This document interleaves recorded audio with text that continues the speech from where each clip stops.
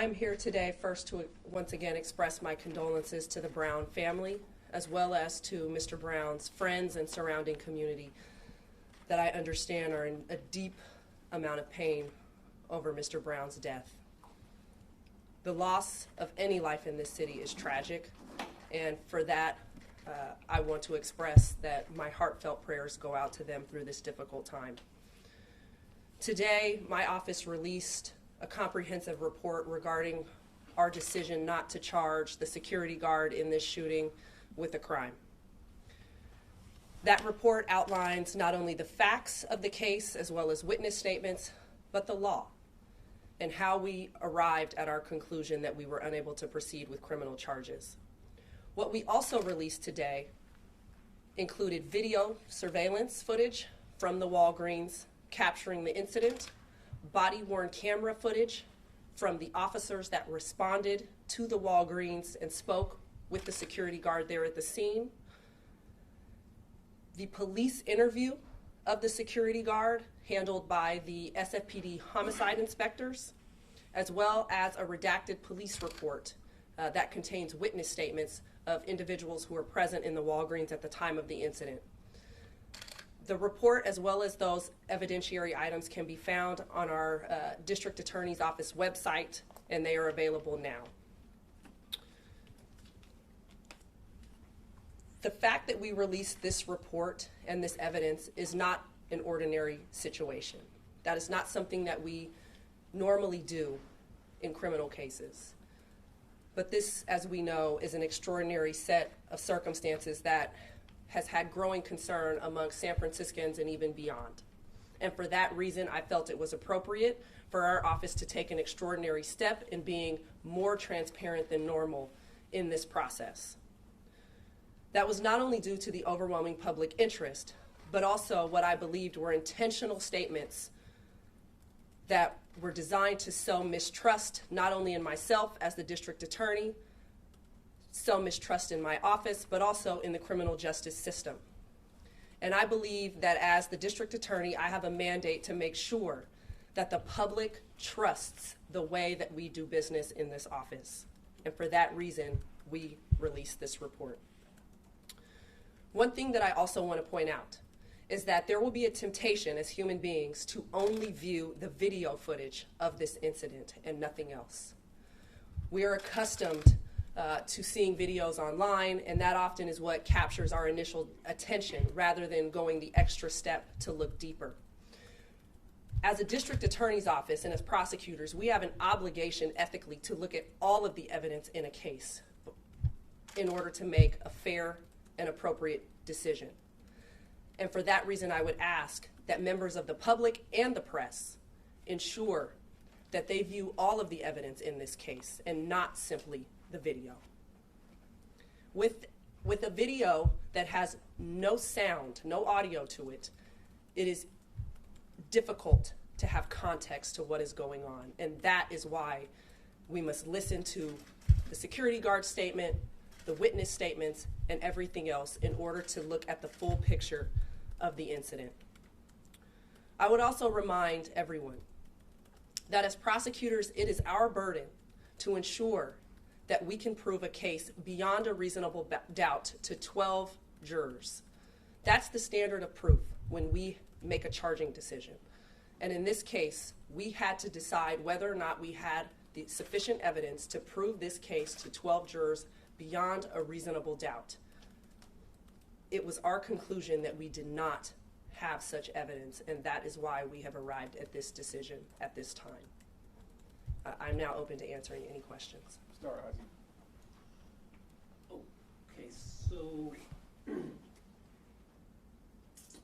having seen the video, it's your position that the security guard had no other choice but to use his weapon at the time that we see in the video. So what I want to explain is that our analysis is whether or not he acted, one, reasonably under the circumstance, but also whether or not he has presented evidence of self-defense and whether we can overcome his articulation of his self-defense reasoning. And at this time, there is nothing to rebut his statements regarding the fact that he acted in self-defense. You mentioned to look at the entirety of the evidence. Obviously, the video is pretty compelling. What would you tell us to look at in this entirety of evidence that really came down to you figuring that this is not something that your office could charge? I mean, there's got to be 2 or 3 items in there that you're like, all right, we can't. So I first want to say that I understand the reaction as human beings that many of us who have seen that video now had. I shared in that reaction. But as I said, as a prosecutor, I could not stop there. As a human being, I had a reaction. Then I had to keep my prosecutor hat on and keep looking at other things. I would really urge people to listen to his interview. It is long, but it goes into grave detail about his mental state at the time the pieces of this incident were playing out, moment by moment.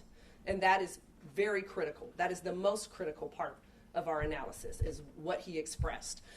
We then, of course, would say look at and read the witness statements in the police report that do, in many respects, corroborate certain things that he says. And the second witness in particular, witness number 2, who says that this incident played out at the end, the shooting portion, almost simultaneously, very, very much all at once, that there was a gesture by Mr. Brown and then a shot being fired. And so those are the key things that I would say the public should look at. Was it only the statements, excuse me, of the security guard and the witnesses that ultimately led to your decision?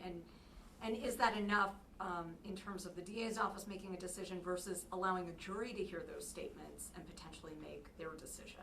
So again, we look at all of the evidence, the video, his interview, the witness statements, everything, evidence that is collected.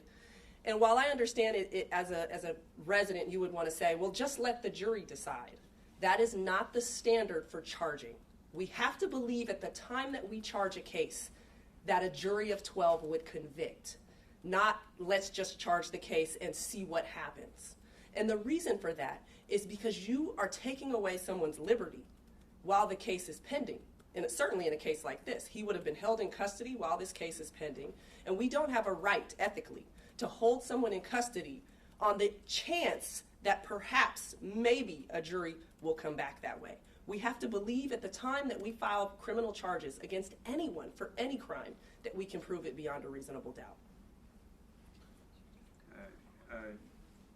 I guess I have just one very quick question, which is, in the transcript of the security guard's interview, and then in your articulation of the declaration of charges, there's this discussion about Michael Anthony repeatedly saying that Banko Brown said he would stab him, and that played a big key in his thinking when this was all going down.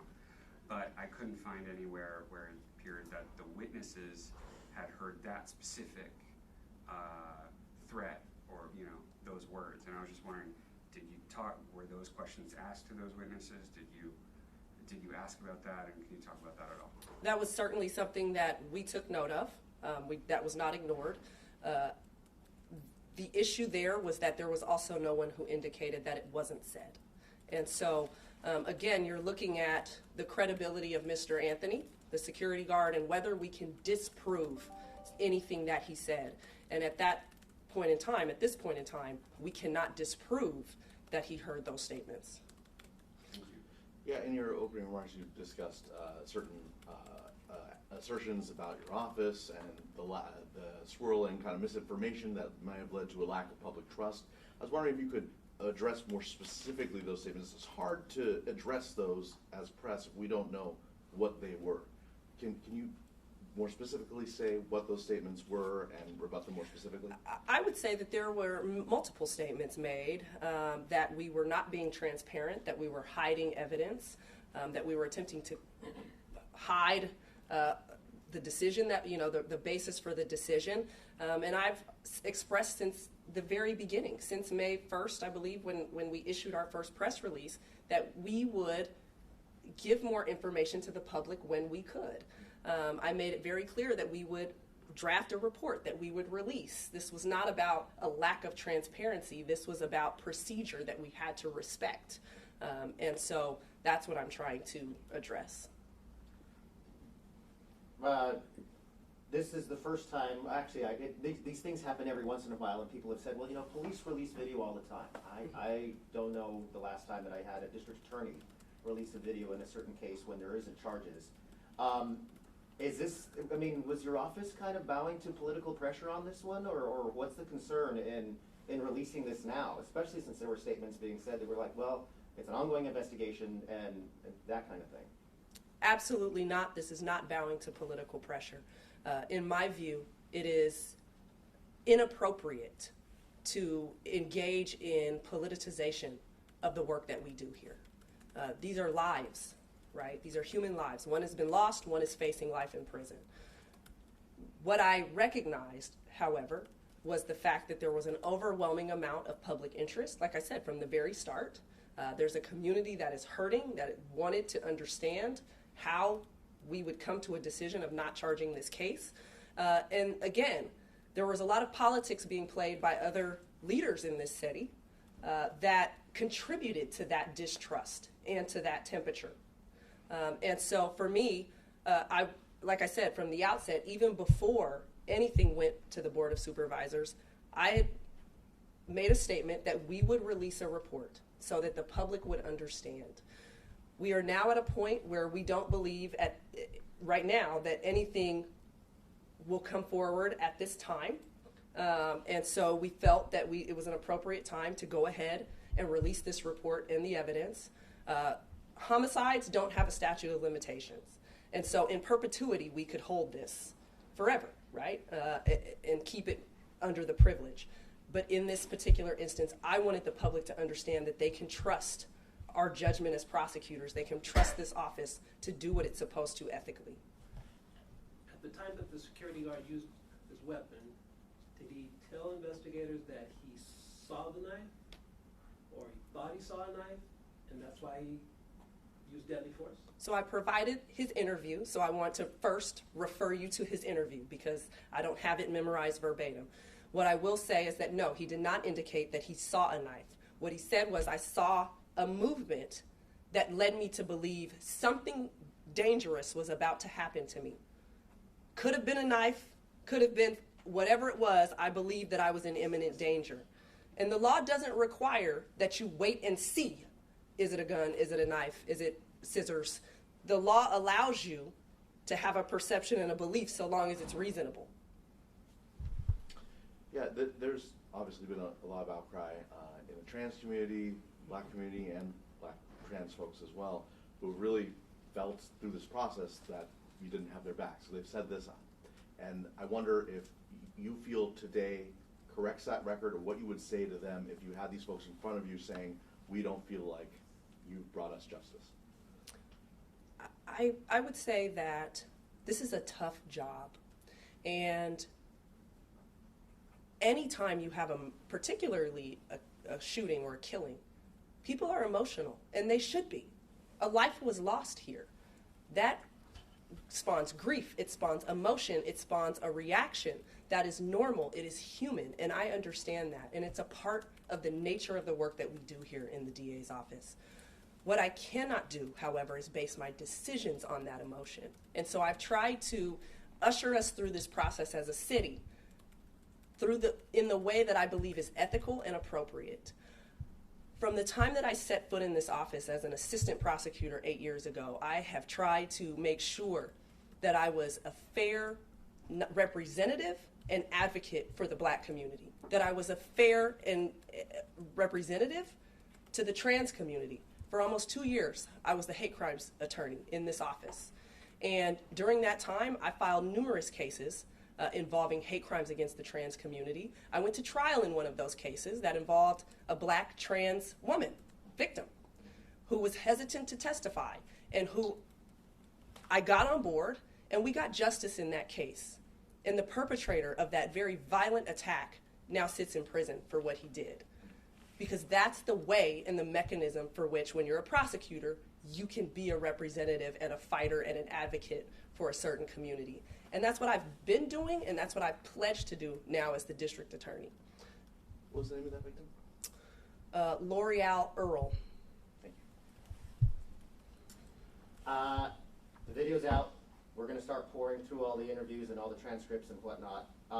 Do you think that this puts this issue to rest? Okay, that's a pretty gnarly video to watch. Are you expecting that this is going to, what do you expect this is going to do from here on out? I believe there will still be an emotional reaction to what people see. That's human. What I want people to know is that we are transparent, that what the standard of the law is and how we arrived at this decision. But I do understand that there may be an emotional reaction to what people see. That was pretty much it. Okay. Last question, St. John. Just one quick question.